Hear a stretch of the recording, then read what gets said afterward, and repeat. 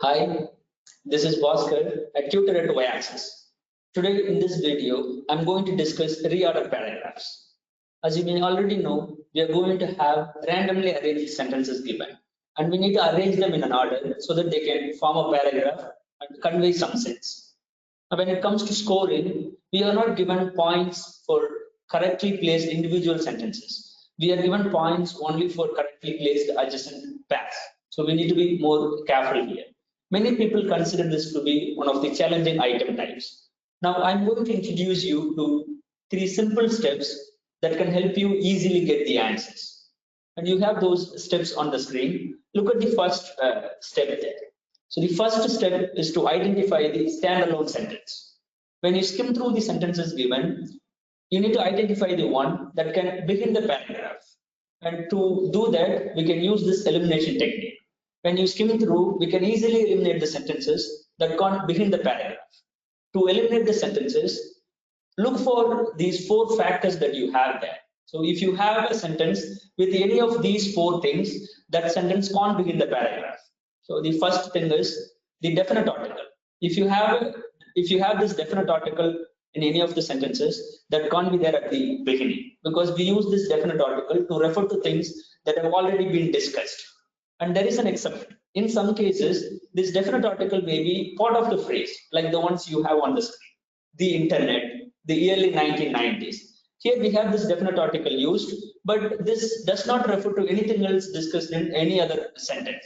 So you need to look for these kinds of exceptions as well. Now the second thing here, look for pronouns. So we use pronouns to refer to nouns in order to avoid the repetition of nouns. So if you have these pronouns used in any of the sentences, that sentence can't be there at the beginning, because obviously these pronouns refer to nouns that are discussed in some other sentences.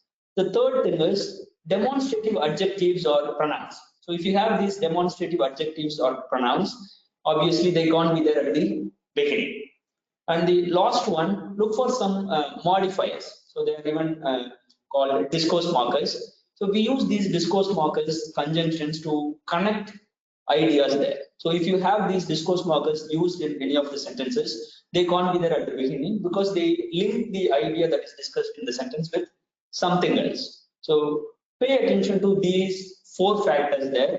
If you have any of these things in any of your sentences, you can't have those sentences as your start. And you need to choose the one that introduces everything for the first time. So that sentence might have nouns introducing things. So that is going to be your first sentence there, and it will not have any reference to anything else. It will begin everything there. So choose that sentence there. This is the easiest job, and the more important job begins from here. So after choosing this standalone sentence, please analyze this sentence carefully. Look at each and every part of the sentence, because the next sentence we are going to choose must have some reference to it. So you may have pronouns referring to the nouns that are used in the sentence that we have already chosen, or you may have the verb described in the other sentence. So likewise, you need to have some kind of connection. So you need to choose the sentence that has got some reference to things discussed in the sentence that we have already chosen. So look for that sentence and choose that as the next sentence there. And after choosing this, analyze this sentence carefully. And then you need to go and choose the next sentence that has got reference to it. And we are going to repeat this same step again and again till we transfer all the sentences, till we arrange all the sentences in an order.